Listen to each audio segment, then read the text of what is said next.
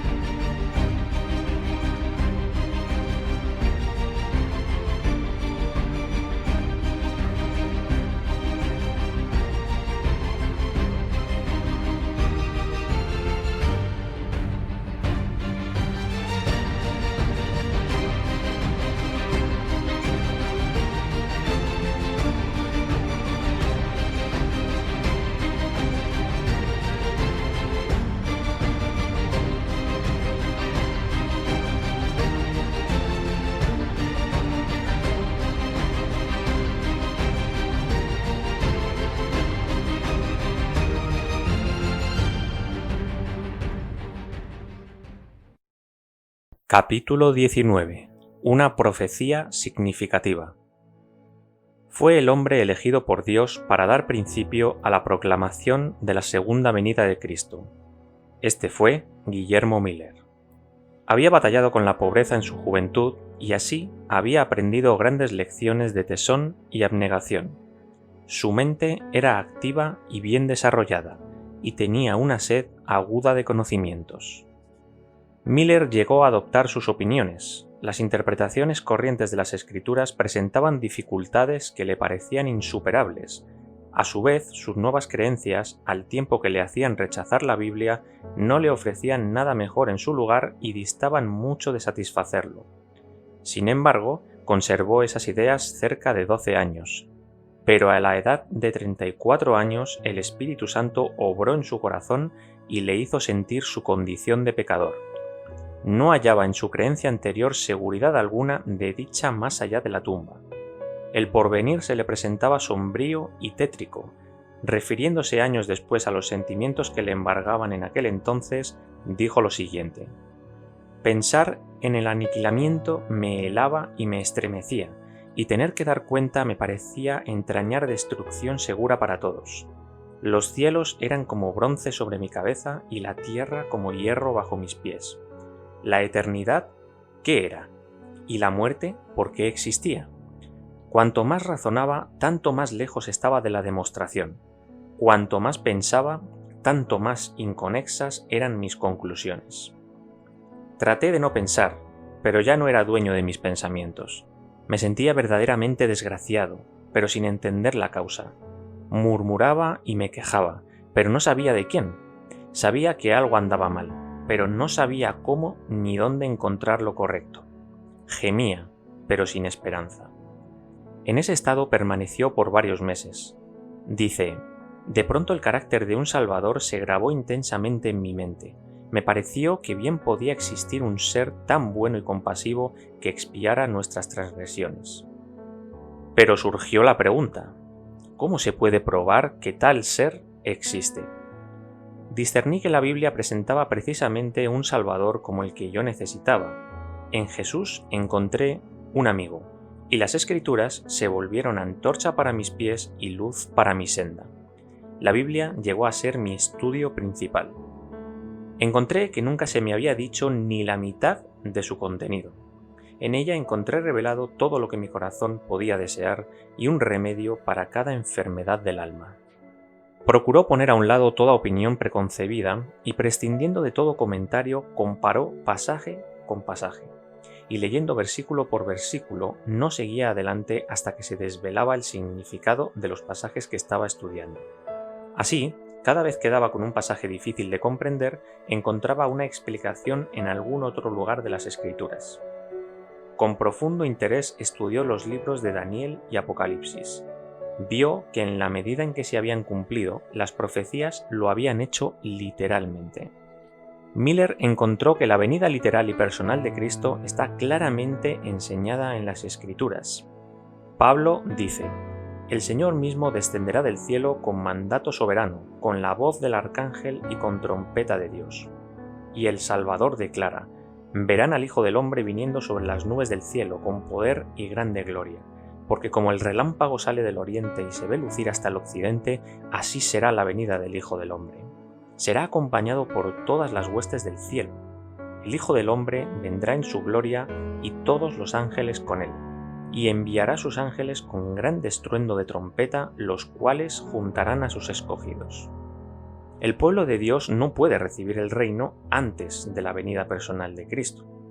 El Señor dijo: «Cuando el Hijo del Hombre venga en su gloria acompañado de todos sus ángeles, se sentará en su trono de gloria. Serán congregadas delante de él todas las naciones, y él separará a los unos de los otros, como el pastor separa las ovejas de los cabritos». Estos y otros pasajes bíblicos probaron claramente a la mente de Miller que los acontecimientos que generalmente se esperaba que se verificasen antes de la venida de Cristo, tales como el reino universal de paz y el establecimiento del reino de Dios en la tierra, debían realizarse después del segundo advenimiento. Además, todas las señales de los tiempos y la condición del mundo correspondían a la descripción profética de los últimos días. Por el solo estudio de las Escrituras, Miller se vio forzado a concluir que el periodo fijado para la subsistencia de la Tierra en su estado actual estaba por terminar. Él dice: «Otra clase de evidencia que afectó vitalmente mi mente fue la cronología de las Escrituras. Encontré que los eventos predichos que se habían cumplido en el pasado a menudo ocurrieron dentro de un tiempo determinado: los 120 años hasta el diluvio, los 7 días que debían precederlo, con la predicción de 40 días de lluvia, los 400 años de la estadía de la simiente de Abraham, los 3 días de los sueños del copero y del panadero, los 7 años de Faraón, los 40 años en el desierto, los 3 años y medio de hambre, los 70 años del cautiverio, los 7 tiempos de Nabucodonosor y las 7 semanas, 62 semanas y una semana que sumaban 70 semanas determinadas para los judíos. Todos los acontecimientos limitados por esos periodos de tiempo fueron de repente simplemente una cuestión profética y se cumplieron de acuerdo con las predicciones. Al tratar de comprender lo que Dios había juzgado conveniente revelarnos, yo no tenía derecho a pasar por alto los periodos proféticos. La profecía que parecía revelar con la mayor claridad el tiempo de la segunda venida era la de Daniel 8:14. «Hasta 2300 tardes y mañanas, entonces será purificado el santuario». Siguiendo la regla de hacer que la escritura se interprete a sí misma, Miller aprendió que un día en la profecía simbólica representa un año. Vio que el periodo de 2300 días proféticos, o años literales, se extendería más allá del fin de la dispensación judaica, y que por consiguiente no podía referirse al santuario de esa dispensación. Miller aceptaba la creencia general de que durante la era cristiana la tierra es el santuario, y por tanto dedujo que la purificación del santuario predicha en Daniel 8:14 representaba la purificación de la tierra con fuego en la segunda venida de Cristo. Aunque se le mandó que hiciera entender la visión a Daniel, el ángel Gabriel solo le dio una explicación parcial. Cuando el profeta vio las terribles persecuciones que sobrevendrían a la iglesia, desfallecieron sus fuerzas físicas. No pudo soportar más, y el ángel lo dejó por algún tiempo. Daniel quedó sin fuerzas y estuvo enfermo algunos días. Dice: «Estaba asombrado de la visión, mas no hubo quien la explicase». El ángel declaró que las 70 semanas datan de la salida del edicto para reedificar Jerusalén. Si se puede encontrar la fecha de ese edicto, entonces queda fijado el punto de partida del gran periodo de los 2300 días. Ese decreto se encuentra en el capítulo 7 de Esdras. Fue expedido en su forma más completa por Artajerjes, rey de Persia, en el año 457 a.C. Pero en Esdras 6:14 se dice que la casa del Señor fue edificada en Jerusalén por decreto de Ciro, Darío y Artajerjes, reyes de Persia. estos 3 reyes, al expedir, reafirmar y completar el decreto, lo pusieron en la perfección requerida por la profecía para que marcase el comienzo de los 2300 años. Al tomar el año 457 a.C., el tiempo cuando el decreto fue completado, como fecha de la orden, se vio que se había cumplido cada especificación de la profecía referente a las 70 semanas. Desde la salida de la orden para restaurar y edificar a Jerusalén hasta el Mesías príncipe, habrá 7 semanas y 62 semanas, es decir, 69 semanas o 483 años. El decreto de Artajerjes fue puesto en vigencia en el otoño del 457 a.C. Al partir de esta fecha, los 483 años se extienden hasta el otoño del 27 después de Cristo. Entonces fue cuando se cumplió esta profecía. La palabra Mesías significa el ungido. En el otoño del 27 después de Cristo, Cristo fue bautizado por Juan el Bautista y recibió la unción del Espíritu Santo. Y por otra semana confirmará el pacto con muchos. La semana de la cual se habla aquí es la última de las 70 semanas que hemos hablado antes. Son los 7 últimos años del periodo concedido especialmente a los judíos. Durante este tiempo, que se extendió del año 27 al año 34 después de Cristo, Cristo, primero en persona y luego por intermedio de sus discípulos, presentó la invitación del Evangelio especialmente a los judíos. A la mitad de la semana hará cesar el sacrificio y la ofrenda. En el año 31 después de Cristo, 3 años y medio después de su bautismo, nuestro Señor fue crucificado. Con el gran sacrificio ofrecido en el Calvario terminó aquel sistema de ofrendas que durante 4000 años había prefigurado al Cordero de Dios. Muy interesante lo que vemos aquí. Se nos dice precisamente el final de ese periodo, pero nos enmarca esos 4000 años desde que comenzó ese sistema de ofrendas. Muy interesante porque en muchas ocasiones se nos niega que estas cifras sean fijas. Se nos dice siempre que son aproximadas, casi 4000 años, en torno a 4000 años. No, aquí se nos está aclarando de forma totalmente certera que son 4000 años desde el comienzo de las ofrendas hasta el final de este sistema con la muerte de Jesús.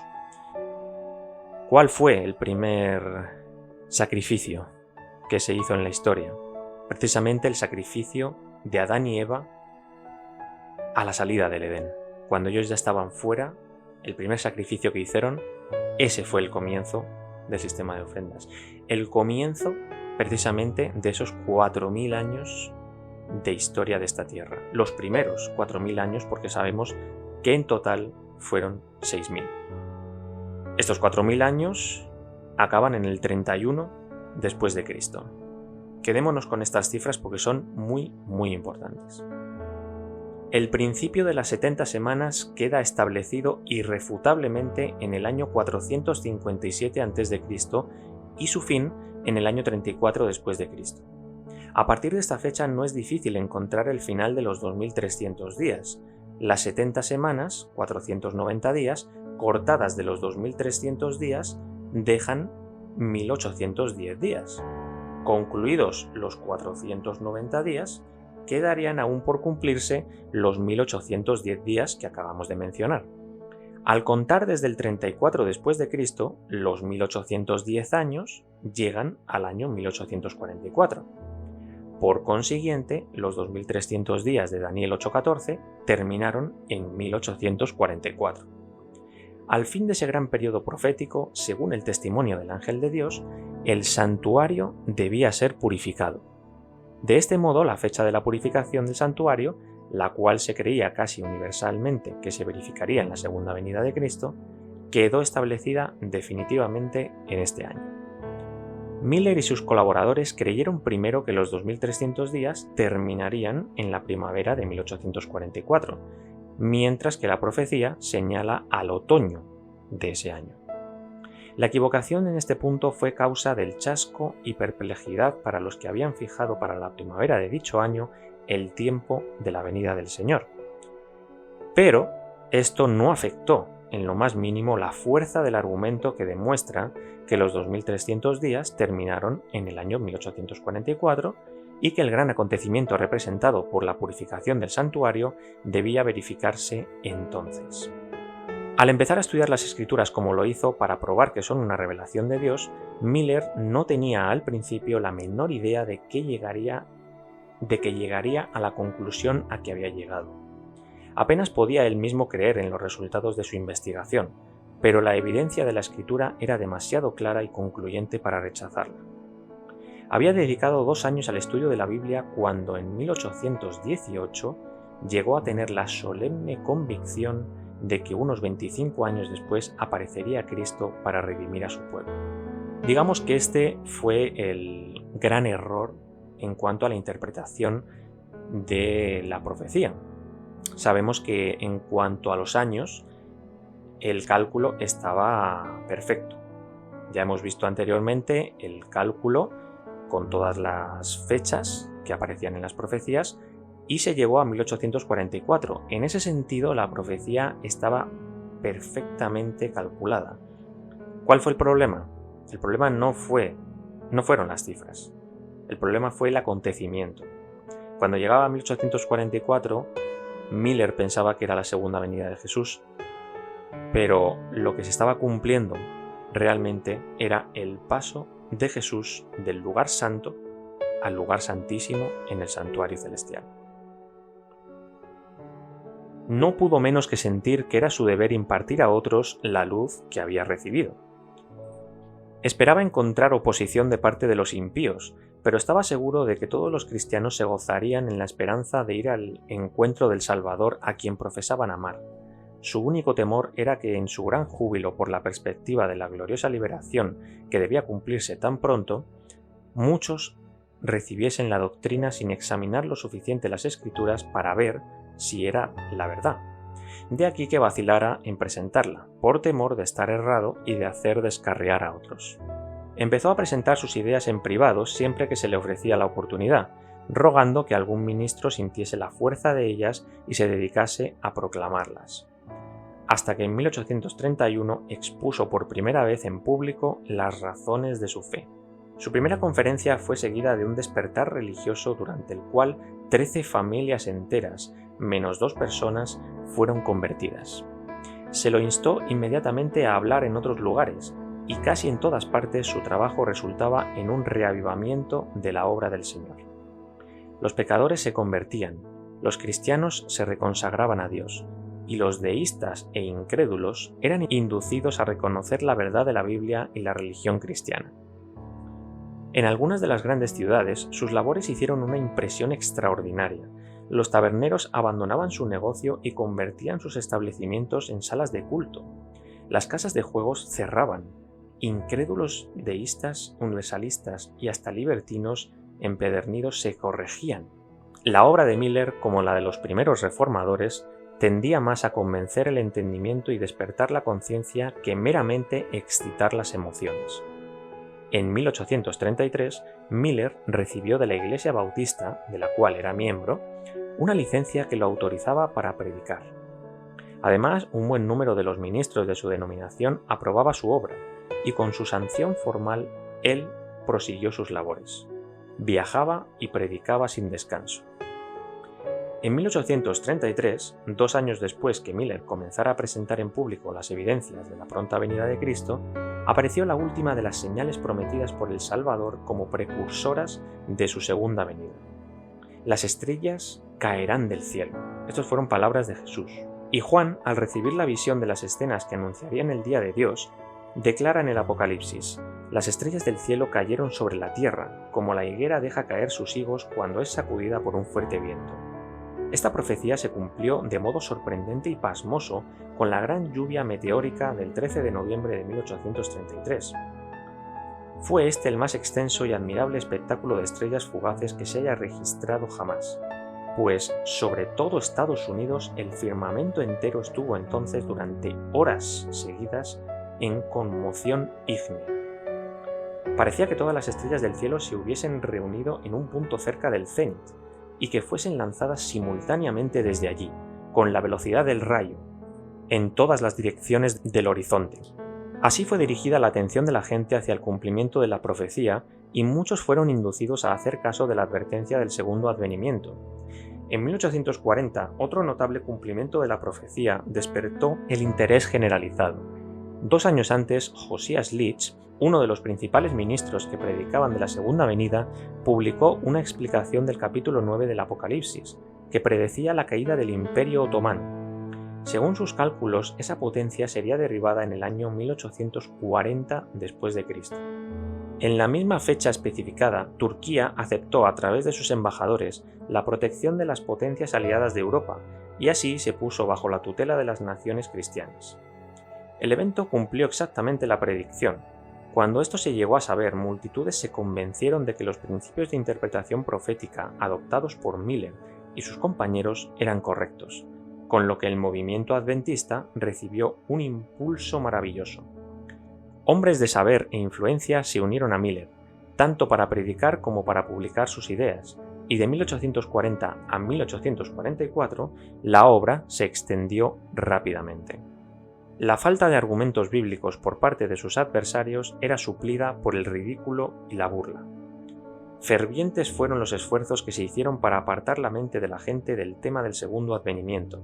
Se hizo aparecer como pecado, como algo de que los hombres debían avergonzarse, el estudio de las profecías referentes a la venida de Cristo y al fin del mundo.